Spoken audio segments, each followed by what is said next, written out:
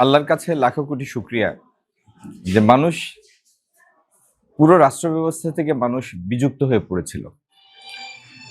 সরকার কিভাবে পরিচালিত হচ্ছে, রাষ্ট্র কিভাবে পরিচালিত হচ্ছে তার সাথে মানুষের ন্যূনতম কোনো সংযোগ ছিল না। যে কারণে গত 15-20 বছরে সব শ্রেণী পেশার মানুষ, সব ইনকাম ব্র্যাকেটের মানুষ ডেসপারেটলি চেষ্টা করেছে দেশ ছেড়ে চলে যেতে। এই সিলেটের কত তরুণ ইটালি যাওয়ার পথে নৌকায় ডুবে মরেছে সমুদ্রের মধ্যে। এত ডেসপারেট ছিল, মরিয়া ছিল মানুষ।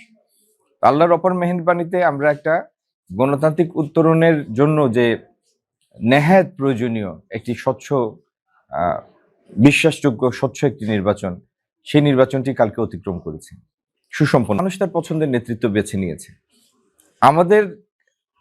আমাদেরকে বেছে নিয়েছে, যেহেতু জনাব তারেক রহমান সাহেবকে ম্যান্ডেট দিয়েছে বিএনপি নেতৃত্বাধীন একটি সরকারের, আমাদের আগামী দিনের কাজ হচ্ছে এই দেশে আবার জবাবদিহিতা সংস্কৃতি পুনঃপ্রতিষ্ঠা করা, দেশটাকে প্রাতিষ্ঠানিক ভিত্তির উপর দাঁড় করানো, দেশে আইনের শাসন প্রতিষ্ঠা করা, আর্থিক সুশাসন আনা।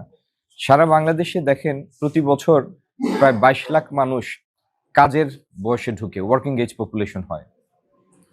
22 লাখ লোকের প্রতি বছরের যদি কর্মসংস্থান সৃষ্টি করতে হয় তাহলে কি পরিমাণ বিনিয়োগ দরকার। সেই বিনিয়োগের সক্ষমতা শুধু এই দেশের ভিতরে নাই। তার মানে আমার বাইরের বিনিয়োগ আকৃষ্ট করতে হবে, প্রবাসী বিনিয়োগ আকৃষ্ট করতে হবে। তো দেশের বাইরে থেকে বিনিয়োগ আকৃষ্ট করতে হলে, এমনকি দেশের বিনিয়োগও আকৃষ্ট করতে হলে বিনিয়োগ সহায়ক একটা পরিবেশ দরকার। অনেকগুলি কাঠ মানে লাল ফিতার দৌরাত্ম, এগুলি থেকে বের হয়ে আসতে হবে। আমাদের ডিরেগুলেশন দরকার। আমাদের বিনিয়োগের সহায়তা করার জন্য অনেকগুলি প্রতিবন্ধকতা দূর করা দরকার। আমাদের অহেতুক বিভিন্ন সরকারি লাইসেন্স পারমিট যেগুলি লাগে, যেগুলি ওভারল্যাপিং হয়, এটি থেকে জিনিসগুলিকে সিম্পলিফাই করা দরকার। আমাদের ব্যাংকিং ব্যবস্থার একটি মেজর ওভারহোলিং দরকার, বড় আকারে সংস্কার দরকার।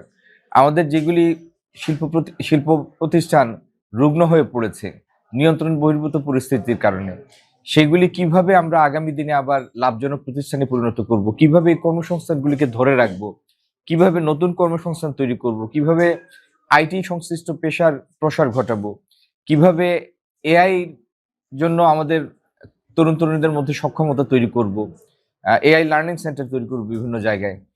আমরা বিভিন্ন জায়গা থেকে কিভাবে অনলাইন গ্যাম্বলিং, মাদকের প্রকোপ থেকে এই দেশকে রক্ষা করব, স্পোর্টস ফ্যাসিলিটি কিভাবে ক্রিয়েট করব সারা দেশে আমাদের তরুণ তরুণীদের জন্য।